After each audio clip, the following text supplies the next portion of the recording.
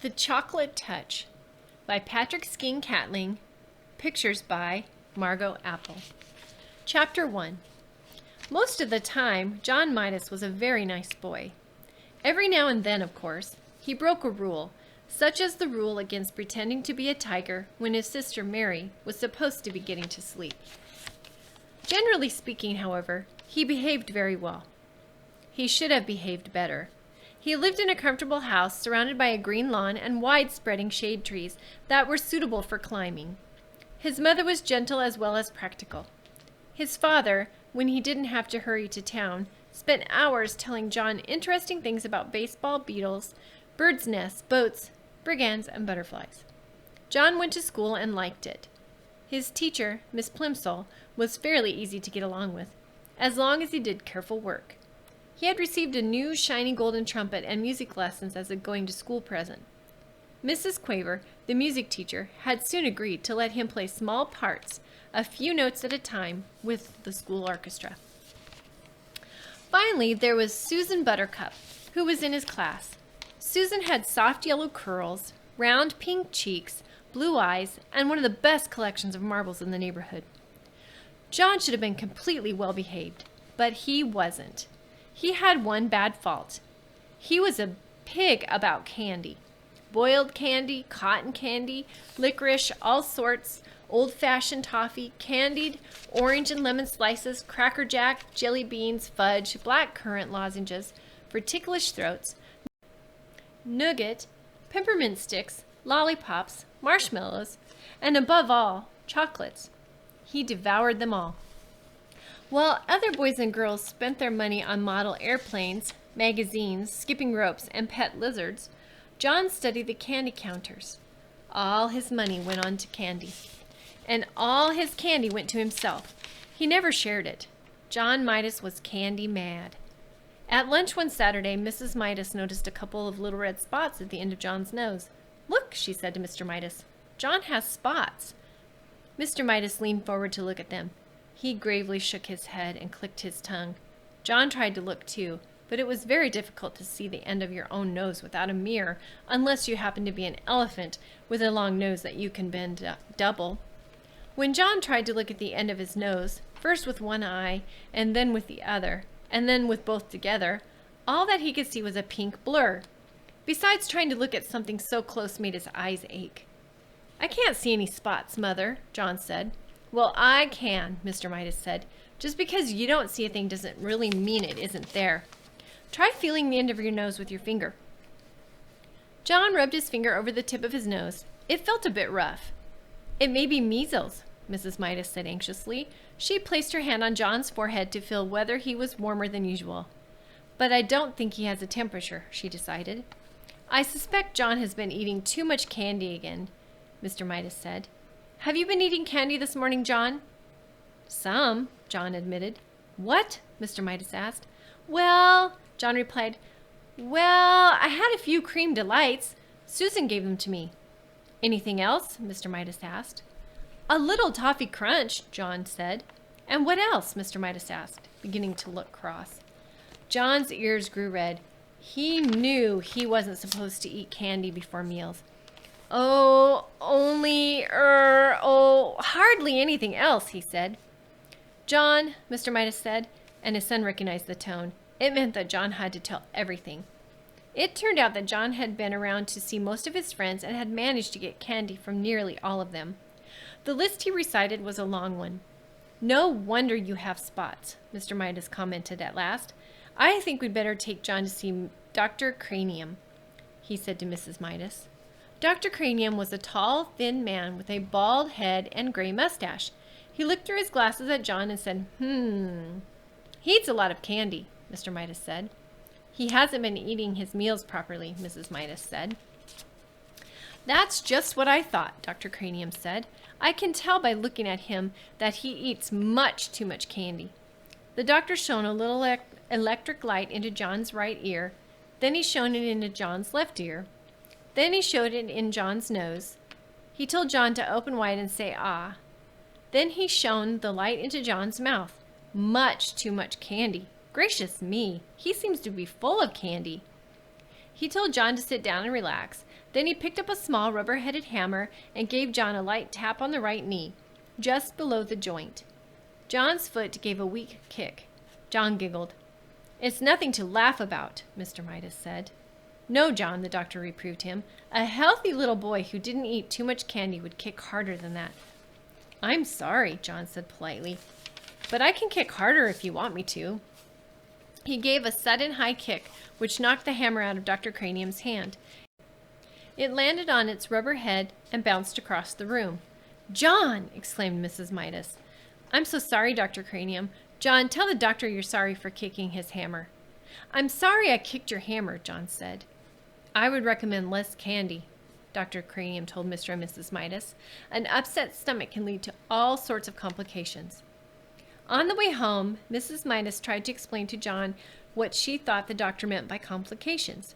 "You see," she said, "if you put too much of one kind of food in your stomach and not enough of the other kinds, it is bad for your whole body, because different parts of your body need different kinds of food. Do you understand?" "I think so," John said. "You've been eating so much sweet stuff," Mr. Midas added, "that there isn't room for eggs and meat and milk and bread and spinach and apples and fish and bananas and all the other things you're supposed to have to make you grow big and strong." "I like bananas," John said, "especially in thin slices covered with chocolate. They're called banana surprises." Mr. Midas looked at Mrs. Midas, and Mrs. Midas looked at Mr. Midas. They both shrugged their shoulders. Sometimes it was hard to make John understand things. At home, while Mrs. Midas was busy in the kitchen, Mr. Midas continued to reason with John. "You mean you'd rather eat candy than anything else, and chocolate rather than any other kind of candy?" Mr. Midas asked. "Yes," John assured him. "Oh, yes."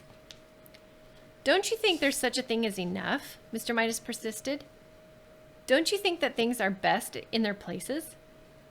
I mean, do you think there's a time for spaghetti and a time for roast beef and even a time for pickled herring and garlic toast as well as a time for chocolate? Or would you rather have chocolate all the time?" "Chocolate for all the time," John replied emphatically. "Chocolate's best, that's all. Other things are just food, because chocolate's chocolate." "Chocolate? I think I understand," Mr. Midas broke in sharply. "Very well," he took a deep breath and went on. "John," he said, "if you can't understand what sort of diet is really best for you, can't you at least get it into your head that you make your mother very unhappy when you eat so much candy that you can't eat anything else?" The conversation always seemed to get around to the effect of John's candy eating on John's mother. John couldn't see how it could possibly do her any harm if he ate candy. He sat silent for a moment. Then he said, "May I go out and play, please?" Chapter 2. It was Sunday afternoon. The sun was sinking low in the sky, but the air was still quite warm. John was wandering along in the direction of Susan's house, absent-mindedly looking down at the sidewalk, when his eye was suddenly caught by a dully gleaming, silvery gray coin lying right in his path. The coin was the size of a quarter, but even as he leaned forward eagerly to pick it up, John noticed there was something strange about it. It did not have a picture of George Washington or a picture of an eagle. On one side there was a picture of a fat boy.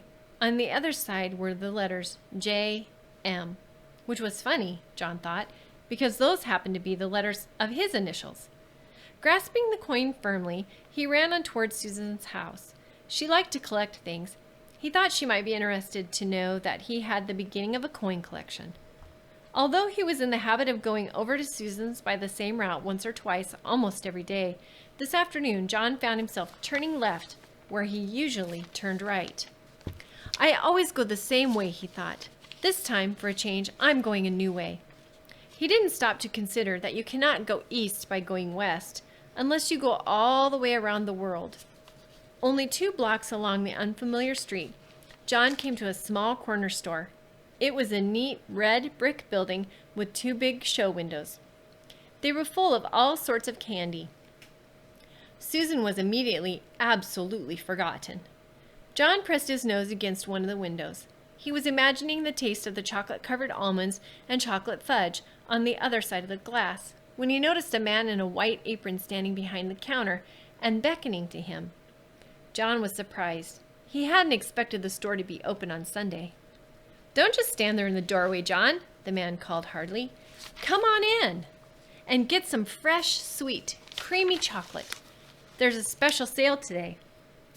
How did the man know his name? John wondered. He couldn't remember ever having been to the store before. The storekeeper saw John hesitate.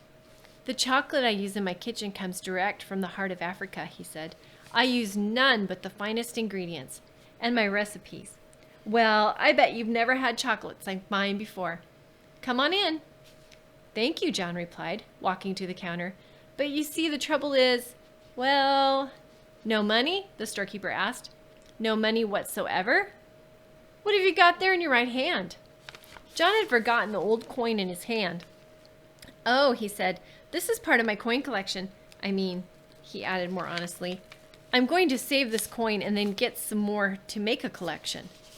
"Let me have a look at it," the storekeeper said. He looked briefly at the coin. "Aha!" he exclaimed. "Is it any good?" John asked, his hopes suddenly rising. "Very good," said the shopkeeper. "In fact, it's the only kind of money I accept. But I don't suppose that you'd want to spend it on a box." "A whole box? I imagine you'd rather keep this for your coin collection than spend it on chocolate, wouldn't you?" "Oh, no," John said. "Chocolate any day." "Go ahead, then. Help yourself," the storekeeper said, pointing to a heavily laden show table piled high with large cellophane-wrapped candy boxes, all exactly alike. "You mean I can have one of these?" John asked, his eyes round with surprise. The candy boxes were as big as the ones his father always brought home at Christmas time. "Just help yourself," the storekeeper assured him. "That is, unless you think it might be better to ask your mother first." "She wouldn't mind," John said hastily and blushed. The storekeeper winked knowingly. "I'm sure she won't," he agreed. "Not in the long run, anyway." John tucked one of the large boxes under his arm, declined the storekeeper's offer to wrap it as a gift, thanked him, and hurried out of the store before there could be any question of anyone changing his mind. The storekeeper smiled as he watched his customer hurrying away down the street. John decided that it might be sensible to enter his house quietly by the way of the kitchen.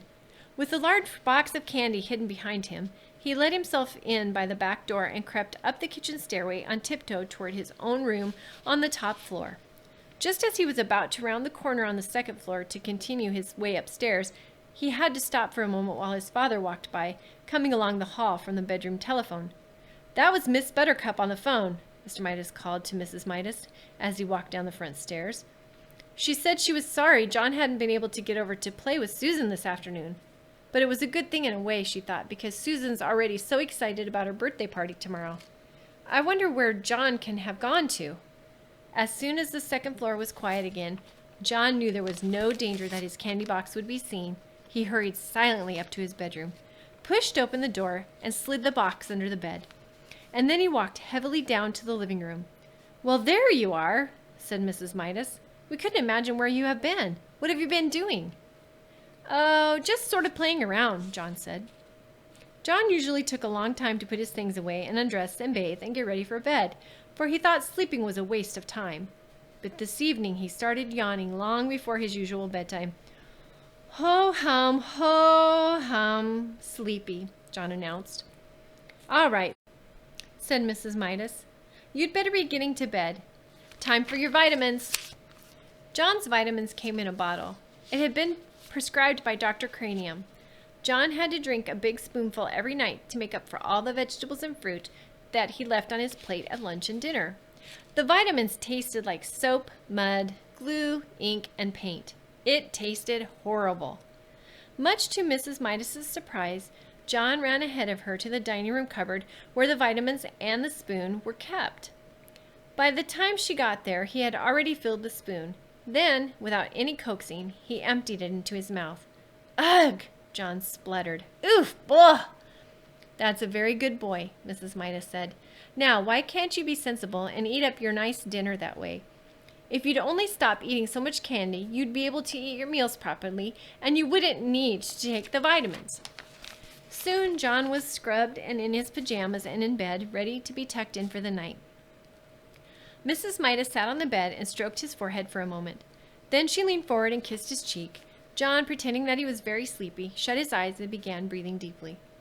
When Mrs. Midas rejoined Mr. Midas in the living room, she said, "I've never known John to be so good about going to bed before. He went to sleep in no time." A few seconds after the bedroom door had closed behind his mother, John leaped to the floor, got down on his hands and knees, and felt under the bed for the candy box. He soon had it on the pillow and set to work unfastening it. First, he took off the thin outer sheet of cellophane. Then he lifted off the lid. Then he removed a sheet of cardboard. Then he pulled off a square of heavy tin foil.